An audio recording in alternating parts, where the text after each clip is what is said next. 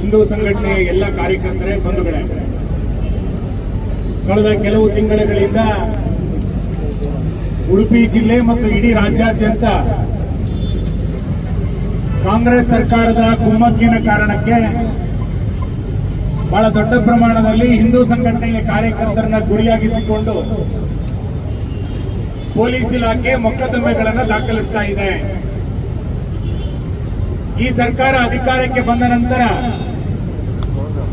ನಮ್ಮ ವಿಚಾರವನ್ನ, ನಮ್ಮ ಸಂಘಟನೆಯನ್ನ ಹತ್ತಿಕ್ಕಬೇಕು ಅನ್ನುವಂಥ ಪ್ರಯತ್ನವನ್ನ ಸರ್ಕಾರ ಪೊಲೀಸ್ ಇಲಾಖೆಯ ಮುಖಾಂತರ ಮಾಡ್ತಾ ಇರುವಂತದ್ದು ಅತ್ಯಂತ ವಿಷಾದನೀಯವಾದಂತಹ ಸಂಗತಿ.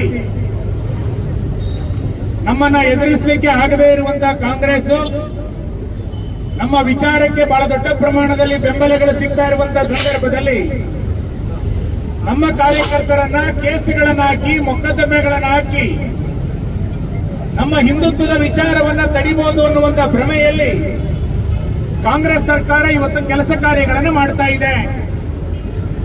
ಅದಕ್ಕೋಸ್ಕರ ಇಡೀ ಪೊಲೀಸ್ ಇಲಾಖೆಯನ್ನು ಬಳಸಿಕೊಂಡು ನೂರಾರು ಜನ ಕಾರ್ಯಕರ್ತರ ಮೇಲೆ ಮೊಕದ್ದಮೆಗಳನ್ನ ವಿನಾಕಾರಣ ಇವತ್ತು ಹಾಕ್ತಾ ಇದ್ದಾರೆ.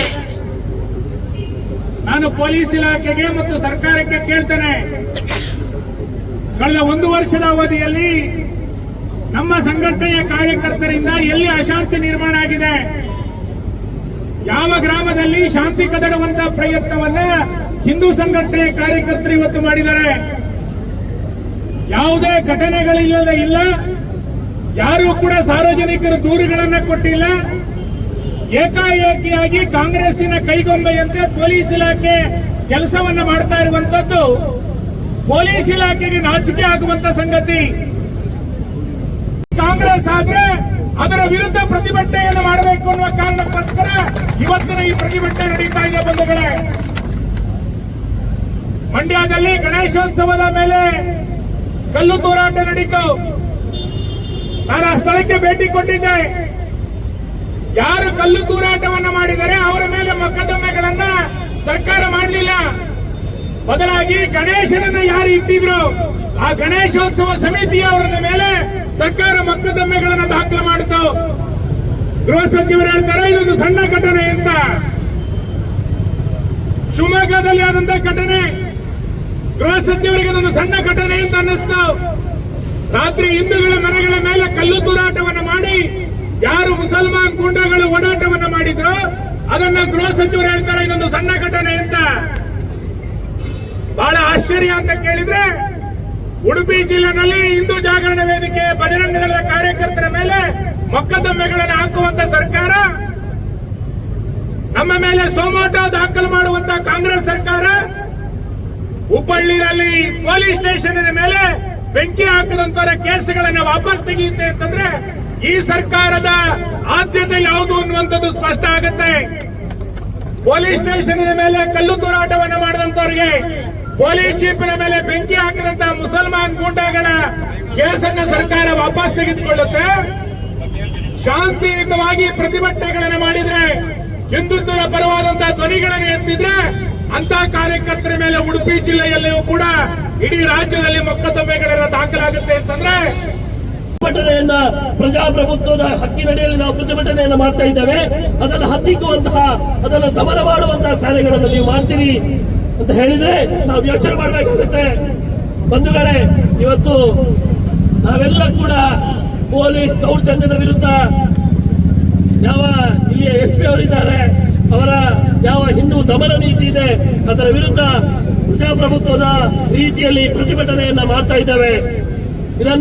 ಇದು ಮಿತಿ ಮೀರಬಾರ್ದು ಅಂತ ಹೇಳಿದ್ರೆ ತಕ್ಷಣ ಯಾವೆಲ್ಲ ಕೇಸ್ಗಳಿದೆ ಅದನ್ನು ಹಿಂಪಡಿಬೇಕು. ಹಿಂದುತ್ವದ ಫ್ಯಾಕ್ಟರಿಯಲ್ಲಿ ಯಾವ ರೀತಿಯಾಗಿ ಇರಬೇಕೆನ್ನುವುದನ್ನು ಯೋಚನೆ ಮಾಡಬೇಕಾಗುತ್ತೆ. ನಾವು ನಿರಂತರವಾಗಿ ಈ ಸಮಾಜದಲ್ಲಿ ರಾಷ್ಟ್ರೀಯತೆ ಪರವಾಗಿ, ಧರ್ಮದ ಪರವಾಗಿ ಕೆಲಸ ಮಾಡೋರು, ಯಾವುದೇ ದರೋಡೆ, ಯಾವುದೇ ಡ್ರಗ್ಸ್, ಯಾವುದೇ ಮಡ್ಕ, ಯಾವುದರಲ್ಲೂ ಕೂಡ ಭಾಗಿಯಾಗಲಿಲ್ಲ. ಇವತ್ತು ನೀವು ಯಾವ ಕಾರ್ಯಕರ್ತರ ಮೇಲೆ ಎನ್ನುವಂತ ಮಾತುಗಳನ್ನು ಹೇಳ್ತಾ ಜೈ ಶ್ರೀರಾಮ್. ಭಾರತ್ ಮಾತಾ ಕಿ ಭಾರತ್ ಮಾತಾ ಕಿ ಭಾರತ್ ಮಾತಾ ಕಿ ಭಾರತ್ ಮಾತಾ ಕಿ ವಂದೇ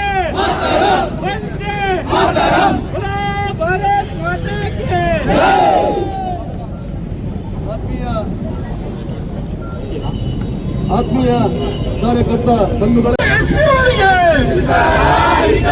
ಹಿಂದೂ ವಿರೋಧಿ ಎಸ್ಪಿ ಅವರಿಗೆ ತೊಲಗಲಿ ತೊಲಗಲಿ, ಹಿಂದೂ ವಿರೋಧಿ ಎಸ್ಪಿ ತೊಲಗಲಿ ತೊಲಗಲಿ ತೊಲಗಲಿ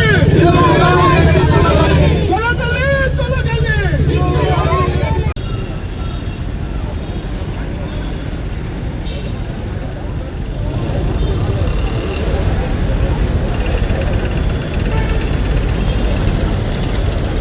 ವಿರೋಧಿ ಎಸ್ಪಿ ಅವರಿಗೆ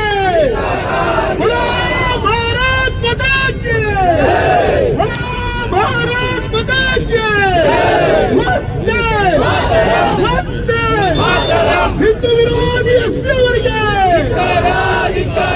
ಹಿಂದೂ ವಿರೋಧಿ ಎಸ್ಪಿ ಅವರಿಗೆ ಸುಮಾಟೋ ಹೀರೋ ಎಸ್ಪಿ ಅವರಿಗೆ ಸುಮಾಟೋ ಹೀರೋ ಎಸ್ಪಿ ಅವರಿಗೆ.